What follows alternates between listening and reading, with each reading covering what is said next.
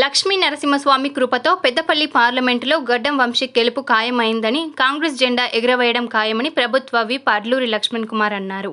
పెద్దపల్లి జిల్లా ధర్మారం మండలం కిలవనపర్తి గ్రామంలో శ్రీ లక్ష్మీ నరసింహస్వామి ఉత్సవాలు కొనసాగుతున్నాయి.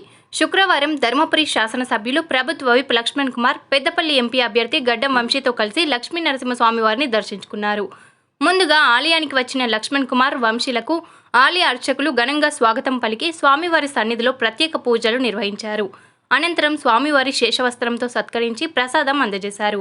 ఈ సందర్భంగా లక్ష్మణ్ కుమార్ పెద్దపల్లి కాంగ్రెస్ పార్టీ అభ్యర్థి వంశీ మాట్లాడుతూ, లక్ష్మీ నరసింహస్వామి వారి కరుణా కటాక్షాలు ధర్మపురి నియోజకవర్గ ప్రజలపై ఎల్లవేళలా ఉండాలని కోరుకున్నట్లు తెలిపారు. 4వ తారీఖు తర్వాత భారతదేశంలో ఉన్న పార్లమెంటు ఫలితాలు వెలువడతాయి. దానిలో భాగంగా పెద్దపల్లి పార్లమెంటు అభ్యర్థిగా మన నరసింహస్వామి దయతో మన పార్లమెంటు పెద్దపల్లి పార్లమెంటు ప్రజల యొక్క ఆశీర్వాదంతో పెద్ద ఎత్తున వంశీ గారి యొక్క గెలుపు 100% దేవుడు ఆశీర్వాదం పూజితం చేస్తూ మన దేవుడు అందరూ కూడా చల్లగా చూడాలని, రైతాంగానికి అన్ని విధాల మేలు జరిగే విధంగా సకాలంలో రాబోయే పంటలు వేసుకున్నప్పుడు వర్షాలు కురవాలని, ఈ ప్రాంతానికి సంబంధించిన అనేక సమస్యలు ఉన్నటువంటి సమస్యల లోపల ఆ నరసింహస్వాముడి దయ మా అందరిపై ఉండాలి.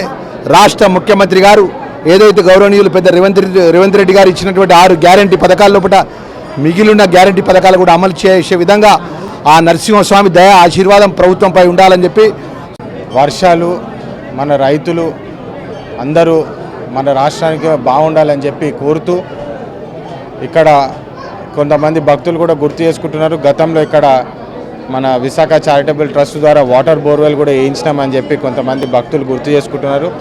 చాలా సంతోషంగా ఉంది. ఈరోజు వచ్చి దేవుడికి పూజించి తెలంగాణ రాష్ట్ర వ్యాప్తంగా రైతులు బాగుండాలని చెప్పి, మనకు మంచి వర్షాలు రావాలని చెప్పి, ఏదైతే మన తెలంగాణ అప్పుల పాల తెలంగాణ అయిందో దాని నుంచి విముక్తి పొంది మంచి బాటలో వెళ్ళి మన గౌరవ ముఖ్యమంత్రి వర్యులు ఏదైతే గ్యారంటీలు చెప్పినారో ఖచ్చితంగా ఇప్పుడు ఈ 4వ తారీఖు తర్వాత అవి కూడా అమలు చేసి ప్రజలు సుఖాలని చెప్పి కోరుతూ 17/5/2024 నుండి 24/5/2024 వరకు అత్యంత వైభవంగా స్వామివారి బ్రహ్మోత్సవాలు నిర్వహించుకోవడం జరుగుతుంది.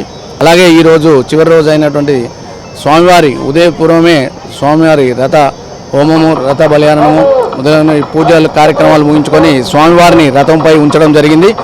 ఉదయం నుండి కూడా భక్తులు అత్యధిక సంఖ్యలో ఆ స్వామివారిని దర్శించుకొని తరిస్తున్నారు.